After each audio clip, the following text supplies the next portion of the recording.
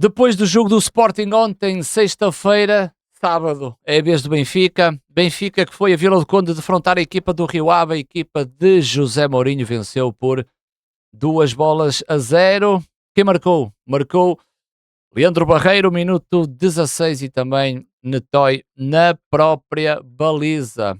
Benfica que e a equipa de José Mourinho vinha com duas derrotas consecutivas, primeiro para a Taça da Liga frente ao Braga, depois frente ao Porto, para a Taça de Portugal, tentar perceber de que forma José Mourinho iria trazer esta equipa para defrontar o Rio Ave. Rio Ave em casa é sempre uma equipa difícil. Rio Ave que vinha de uma vitória em casa frente ao Casa Pia, projetava o seu jogo em casa frente ao Benfica com alguma moral depois dessa vitória. Relembro que o Rio Ave nos últimos 10 jogos apenas teve 3 vitórias, mas de realçar que uma delas foi a última, em casa com o Casa Pia, e por isso teríamos aqui um Rio Ave forte animicamente, e o Benfica a tentar reagir àquelas duas derrotas com o Braga e com a equipa do Porto.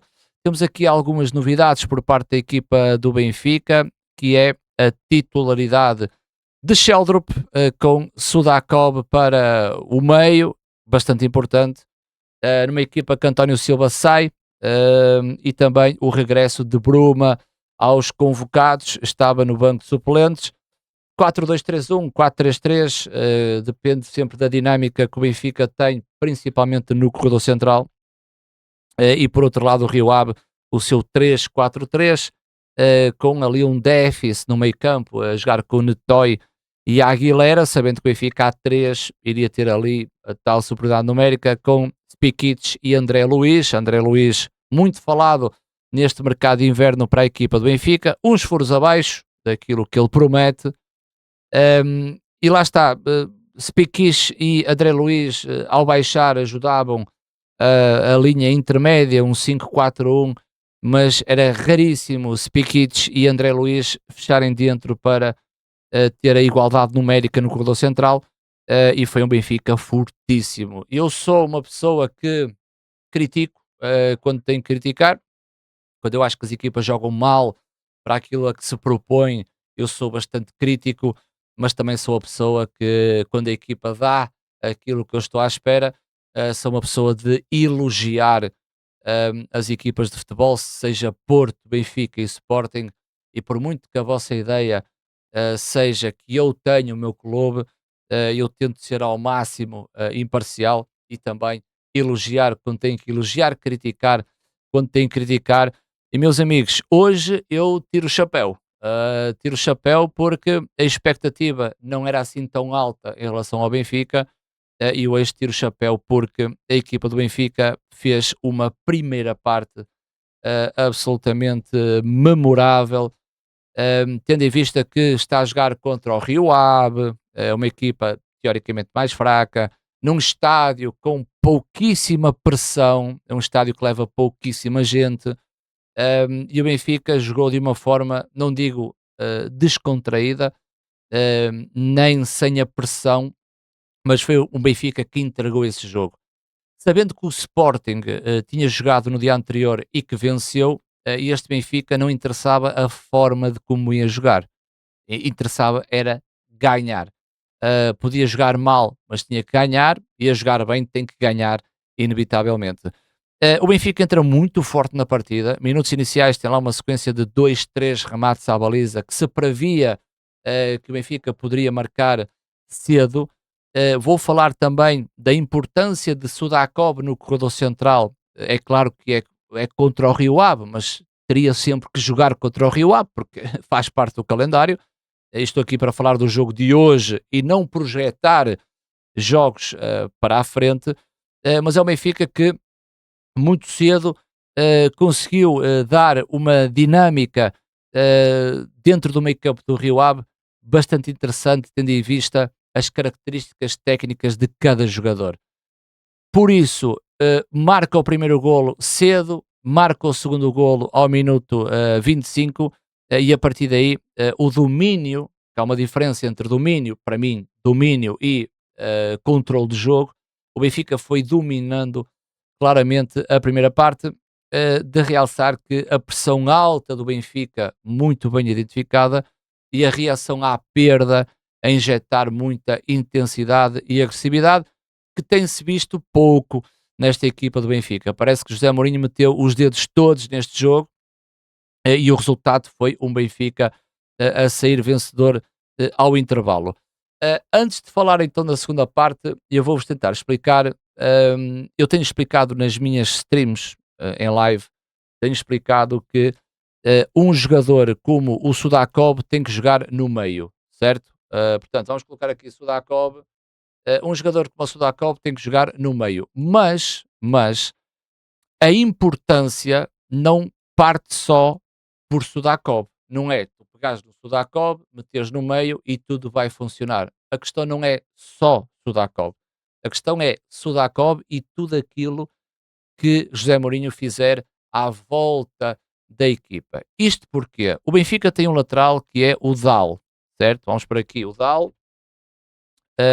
E tem o outro lateral que é o Dedic. Portanto, não vão ligar aos números, vamos só colocar Dedic e Dal com os dois médios, neste caso o Leandro Barreiro e o Osnas, e indicar aqui o Sudakov. Qual é a diferença desta equipa? A diferença é que se Sudakov jogar à esquerda, vamos puxar agora Sudakov para a esquerda. O que é que vai acontecer no setor à esquerda? Acontece que Sudakov, e sempre que o Benfica tiver a bola, Sudakov é um jogador que vem para dentro, correto? Sudakov não consegue dar linha ao Benfica. Existe aqui um grande problema, que Sudakov a vir para dentro vai para zonas onde Leandro Barreiro joga ou Rios quando sobe. Ou seja, Sudakov fica aqui um pouco preso da sua posição, acresce aqui algo negativo. Dal não é Nuno Mendes. Se tu tivesse aqui o Nuno Mendes, ele claramente te fazia o corredor como ninguém. O Dal não é Nuno Mendes. O Dal é o Dal. E muitas vezes, quando o Sudakov está para dentro, a dificuldade que Dal tem que se projetar e descer no corredor é bastante difícil, dado o perfil do jogador Dal. Cria-se aqui um problema, porque mesmo quando o Dal acaba por subir e recebe a bola, o Benfica não consegue ter progressão, porque não tem o extremo que te dê largura. Se o Sudakov não faz este movimento, é obrigado Pavlidis a fazer este movimento, e então a maior parte das situações o Dal acaba por jogar para trás e não para a frente. Portanto, partindo deste princípio que o lado esquerdo do Benfica seria muito mais complicado com Sudakov, estando na esquerda, por causa do perfil de Sudakov. Agora, se tu arrastas Sudakov para o meio, tu obrigatoriamente tens que colocar um extremo à esquerda. E então vai fluir a situação do corredor central. Porquê? Porque Sudakov sabe que vai ter dois extremos à largura, ou a depender da dinâmica do Benfica, que eu já vou também falar. Só que tu, quando tens dois jogadores, um em cada lado à largura, tu vais soltar aqui o corredor central para que Sudakov tenha maior liberdade de movimentos, em que o Benfica pode ter um controlo maior em termos de espaço, tempo e bola, com um jogador com o perfil do Sudakov a jogar no meio. Mas é importante, tu tendo aqui um extremo aberto, e isto no Benfica aconteceu, em que muitas vezes Dal, quando recebe a bola, o Sheldrop está aberto para receber a bola. O passe do Dal acaba por ter uma solução à frente. O Benfica consegue jogar para a frente e não ser obrigado a jogar para o lado. Oferece uma linha aberta, como oferece depois a movimentação de Sudakov e um dos médios do Benfica. Ou seja, o lado esquerdo do Benfica ganha vida, não só com a implementação de um extremo, mas com o Sudakov no meio. A pergunta fica no ar.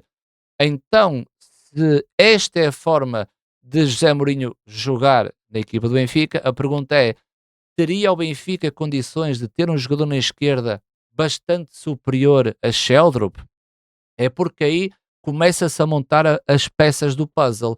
É tu percebes que esta dinâmica do Benfica vai funcionando, mas será que há margem para melhorar o plantel do Benfica e torná-lo mais competitivo? E eu acho que sim. Começando no lado esquerdo, há aqui uma particularidade, que se Sheldrop joga aberto e oferece hum, amplitude na equipa do Benfica em termos ofensivos, Sudakov já não tem que ser o ioió. E o perfil do Sudakov não é para ser o ioió. É um jogador que pode aparecer por dentro, dando uma solução a Sheldrup. E a dinâmica do Benfica mantém-se muito nesta perspectiva. Claro que ao longo do jogo pode acontecer que o Sheldrup até está por dentro e Sudakov pode espreitar este espaço, mas por defeito, por padrão, é muito melhor tu teres o Sheldrup aberto na esquerda para que Sudakov possa entrar. E mesmo assim, Sudakov, o Zal pelo meio, não é o mesmo do que Sheldrup pelo meio. Porquê? Porque tem responsabilidades defensivas diferentes. Dal pelo meio sabe que na perda da bola tem que fechar o espaço. Se for o Sheldrup por dentro, sabe que ao perder a bola, o Dal tem que fechar e o Sheldrup fecha o corredor central. São coisas bastante diferentes. E o lado esquerdo do Benfica ganha aqui uma nova vida. Com o Sudakov pelo meio, oferece também uma ginástica entre Osnas e Leandro Barreiro. É mais perceptível um Benfica num 4-2-3-1 do que um 4-3-3, porque com Richard Rios é obrigado a subir e um médio à esquerda, até pode ser Barreiro, os dois vão subindo, Sudakov na esquerda perde o espaço no meio. Mas, olhando para esta forma de jogar, se tu tens ali dois médios em que o Leandro Barreiro também pode subir um pouco, deixando o Osnas e espreitando o espaço vago deixado por Sudakov, o meio-campo do Benfica pode aí ter uma preponderância maior. Claro que o Rio Ave joga com apenas dois médios, e em termos individuais não são grandes jogadores, muito desequilíbrio no meio-campo do Rio Ave, o Benfica conseguiu ter essa predominância no corredor central. No lado direito é diferente, porque no lado direito tu já vês mais a incursão de Dedic e Dedic tem esse perfil. Reparem, tu tens o Dal à esquerda e o Dedic à direita, são dois laterais com perfis completamente diferentes. E aqui já vai funcionar Dedic a subir no corredor com Prestiani um pouco para dentro, que também funciona quando Prestiani tem bola por fora e Dedic vai por dentro.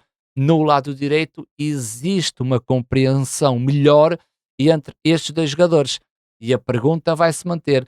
Se o Benfica consegue ter este tipo de jogo, será que o Benfica consegue à direita trazer também um jogador melhor do que Prestiani? Porque parece-me que Prestiani e Sheldrup são dois jogadores que para José Mourinho não contavam tanto e estão agora a jogar, e muito bem, dado o contexto do Benfica, mas aumentar essa competitividade vai fazer com que a equipa também seja mais competitiva. Agora reparem, não é só Sudakov no corredor central.